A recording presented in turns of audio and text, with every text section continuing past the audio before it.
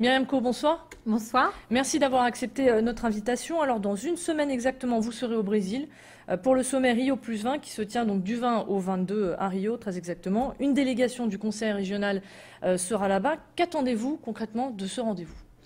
Bien, de ce rendez-vous, on attend d'abord des décisions internationales qui sont importantes dans la situation d'urgence et de crise écologique et sociale majeure que nous vivons à l'échelle planétaire et qui a des conséquences très importantes pour une région comme le Nord-Pas-de-Calais.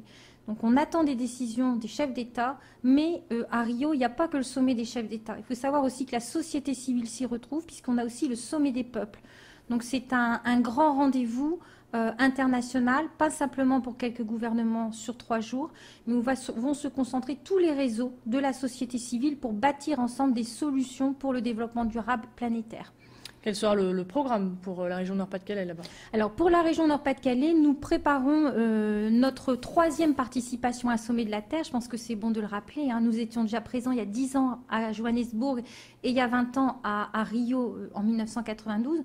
On y va avec un programme qu'on travaille depuis 1 an à partir de contributions qui ont été faites par tous les acteurs, décideurs, citoyens du Nord-Pas-de-Calais, qui est l'idée d'une trajectoire de développement durable. C'est-à-dire comment, dans une région comme le Nord-Pas-de-Calais, on va organiser la transition compte tenu des grandes contraintes majeures que représente le fait que la fin du pétrole, la grave érosion de la biodiversité qui nous met en danger, le changement climatique, avec tous les corollaires sociaux que ça peut impliquer sur la précarité énergétique, enfin des grandes données importantes à l'échelle mondiale qui nous impactent en région Nord-Pas-de-Calais. Donc nous, on a un chemin pour imaginer un avenir, un autre développement, et on va aller voir à Rio si tous les acteurs internationaux sont au rendez-vous. On va aller partager des solutions. Ça veut dire que vous allez leur expliquer tous les efforts que vous avez faits ici sur la région Nord-Pas-de-Calais, en citant des exemples?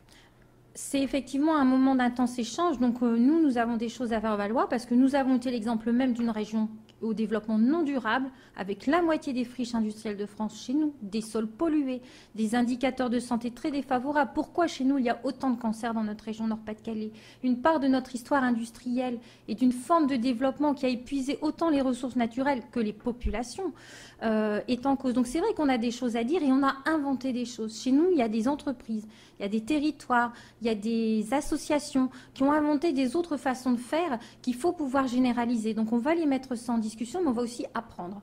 On va apprendre comment ceux qui sont plus avancés que nous, et l'innovation n'est pas toujours chez les pays développés, elle est parfois aussi dans les pays en développement, dans les pays du Sud, et par exemple sur les questions de démocratie participative. On a beaucoup à apprendre de ce qui se fait au Brésil. D'ailleurs, c'est à partir de ce qui se fait au Brésil que nous avons mis en place dans les lycées le budget participatif des lycées. Donc on va aller échanger des façons de faire opératoires pour transformer un mode de développement qui fait que si on continue comme ça, aujourd'hui on est un peu dans le mur quand même. On est dans le mur aujourd'hui. Jacques Chirac qui disait il y a 10 ans la maison brûle et nous la regardons et nous regardons ailleurs. Ça veut dire que cette phrase est toujours d'actualité? Malheureusement, la phrase reste d'actualité. C'est-à-dire qu'on sait que la catastrophe est un peu devant nous, mais on ne peut pas dire que des décisions courageuses aient suffisamment été prises. On a l'impression qu'on va s'en continuer et qu'on va s'en sortir comme ça. Je pense qu'il faut être beaucoup plus exigeant, et c'est ce que aussi la délégation de Nord-Pas-de-Calais va réclamer à Rio. Une vraie exigence, une ambition collective pour porter un mode de développement qui permettent de traiter à la fois les inégalités dans un contexte où les ressources sont limitées. Et il faut le faire avec un écosystème planétaire qui, si on ne le protège pas, ne nous fournira plus les services essentiels dont on a besoin pour nous nourrir, pour avoir une eau de qualité, pour avoir un climat qui nous permette de vivre en bonne santé. Toutes ces choses-là qui sont à la fois importantes et qu'on considère comme acquises. Eh bien non, c'est pas acquis, il faut les défendre. Mais il y a quand même 10 ans, le sommet de Rio a conduit à l'adoption d'un programme Action 21 sur les 2500 recommandations. Toutes n'ont pas été mises en place, donc forcément, quelque part, est-ce qu'on n'est pas en droit de se poser la question, est-ce que ça va marcher? Est-ce qu'il y aura vraiment des retombées cette fois-ci? Alors, c'est vrai qu'il y a le verre à moitié plein, le verre à moitié vide. Au regard des enjeux, je dirais que le verre est quand même à moitié vide parce qu'il y a des choses urgentes qu'il faut faire maintenant qu'on ne pourra plus faire plus tard. Néanmoins, vous parlez d'Action 21. C'est à partir du précédent sommet de Rio qu'on a inventé les agendas 21. Les agendas 21, dans notre région en Nord-Pas-de-Calais, il y en a à peu près une centaine. Donc, c'est-à-dire qu'il y a plein de collectivités locales qui se sont mis en mouvement. Vous avez aussi les entreprises qui ont des programmes de responsabilité sociétale et environnementale qui sont avec nous à Rio. On emmène aussi des acteurs économiques. Vous avez les universités qui s'y mettent, les hôpitaux. Donc, ça veut dire que c'est le lien un peu du local et du global. Tout ne dépend pas des grandes décisions internationales, même si on compte sur eux, on compte sur l'ambition des chefs d'État, mais il y a beaucoup de choses que nous pouvons faire, nous. Et le développement durable, dans la réalité, il est mis en œuvre à la fois par les citoyens, dans nos comportements, comment nous exerçons notre responsabilité, puis aussi par les collectivités locales qui mènent des politiques publiques, qui peuvent encourager ou au contraire faire des choses qui épuisent les ressources de plus en plus. Alors j'ai vu dans la presse que François Hollande était assez sceptique. Le président évoque des risques d'échec. Le 2 juin dernier, les délégués ne se sont accordés que sur 70 paragraphes sur 329, soit 21% du texte du projet d'accord. Pourquoi l'environnement ne mobilise pas plus que ça finalement, selon vous?